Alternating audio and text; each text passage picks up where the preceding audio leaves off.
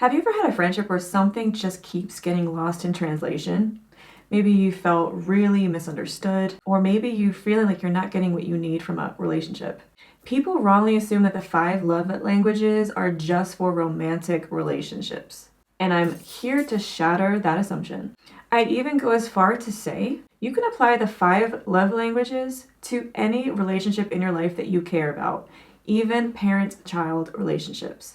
The 5 to 10, apparently. The 5 love languages comes from the global bestseller that Dr. Gary Chapman wrote. But now there are actually a lot of different versions that are for different age groups and also different situations in life. Links to all of those are going to be down below. There's also a quiz you can take within the book and also online as well to find out what your love language is. The 5 love languages are words of affirmation, quality time, acts of service, gifts, and physical touch. Can anyone actually guess what mine is? I'd actually be interested to know what you guys assume mine would be. So comment below, and at the end I might just reveal what it actually is. Before we go even further, we really need to define what we mean by love in this specific context. It can be romantic love, but it can also be parental love. It can be love in a family, or maybe it's that platonic homey love. So this is not exclusive to a romantic love, and I just want to make that perfectly clear. The second question we need to answer is, practically,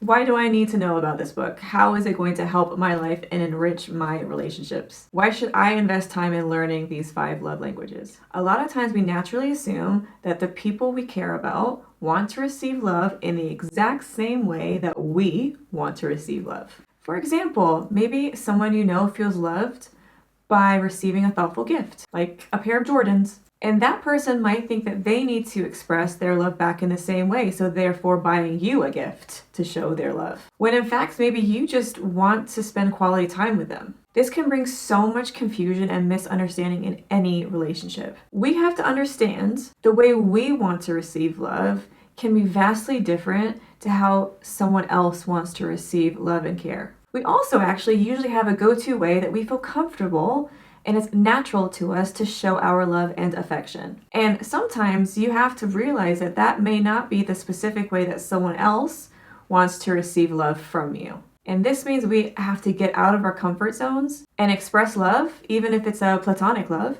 in a way that actually may not come very easily to us. And we might feel uncomfortable and kind of awkward doing it, but we do it because we love that person. This will all become very clear by the end of the video, I promise. So let's dive right into the different kinds of love languages. Now, this is going to be a quick overview, and by no means is this an exhaustive description of each language. This is just a brief insight, and it's to help us just have a general understanding about how the 5 love languages work and how they can be applied to your life today.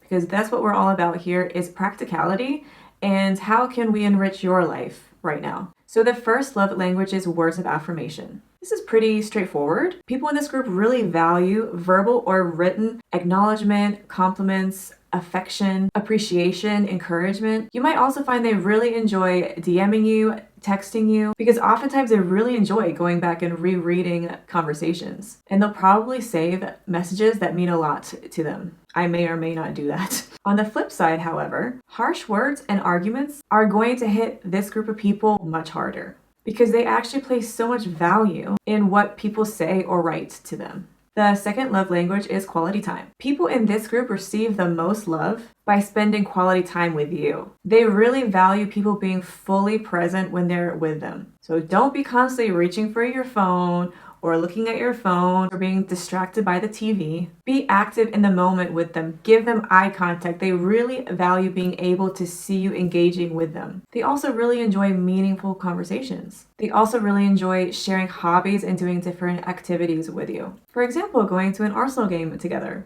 The third love language is acts of service. In this case, with this group of people, actions really do speak louder than words. They care more than you think when you do things for them to make their life easier. They love that so much. Sometimes even the smallest acts can actually mean the world to them. They might not mean a lot to you, and it might seem really inconvenient for you to go do this and that for them or run that errand, but to them, it's like they won the lottery. Unlike words of affirmation, these people like to be shown that they are appreciated and loved, even if it's doing something like chores around the house or running an errand for you. The fourth love language is gifts, which is probably the easiest one to understand, to be honest. But don't get it twisted. These people don't need you to buy really expensive, humongous gifts, because with this love language, it's all about showing the other person visual symbols of love and affection. You give them something meaningful. Sometimes as the giver, it can be easy to fall into the trap of giving them something that you think that they need or that they should want, because actually it's what you would want, or it's what you want for them. But it's far, far better to give this person something that means something special to them, however small, however cheap. It's all about the meaning and the thought behind it. The fifth love language is physical touch. I'm sure we've all been waiting for this one. For this love language, there are very clear and obvious examples for people in a romantic relationship, which I don't need to really go into, like holding hands, kissing, and use your imagination. But what about if it's for a friend? Or what about if it's a relationship between a parent and a child? A simple hand on your homie's shoulder could be the very thing that they actually need to feel connected and comforted. What about embracing a friend or someone in your family? That could make them feel safe and secure. Or you could even do a high five to show appreciation. There are lots of physical gestures out there that are outside of the romantic ones, and they could go a really long way to making someone you love feel cared for and appreciated. As I mentioned before, honestly, sometimes it's really not easy for us to give someone else the specific love language that they crave for and that they need. Because actually, this is where we have to make ourselves feel possibly a little bit awkward or uncomfortable. But don't forget that other people are going to be having to do this for you too. Some ways that someone needs affection and love from us just don't come naturally, and that's okay.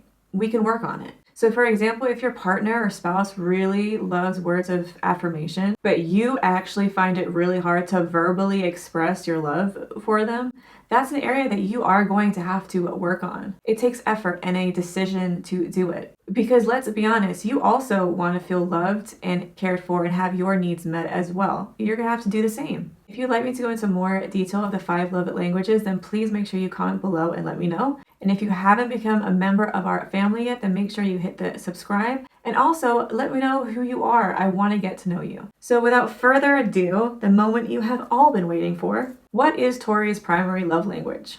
If you guess gifts, you'd be wrong. My main love language is words of affirmation, followed very closely by acts of service. So not only do I want to hear you say that you love and care about me, I want you to show me too. My need for words of affirmation was actually very clear from a very young age. When my mom used to discipline me, which didn't happen very often, although I can't say the same for Nick, my mom would pretty much just have to give me a glance or that mom look to show that I was in trouble or that I should stop immediately what I was doing. Because I would do everything and anything to avoid her actually verbally telling me off. I hated that because words for me cut really deep. But also, words can mean a lot to me, both written and verbal. A kind text, an encouraging comment, a lovely DM out of nowhere, all those things light up my heart so much you have no idea. And honestly, all of that encourages me so much to keep going. And I just want to take a moment to say how much I appreciate so many of you for dropping me DMs or writing nice comments. They have helped me so much, and I read every single one, and I just appreciate you so much. Thank you, thank you. Now go out today and show someone that you love and appreciate them, and I'll see you in the next one.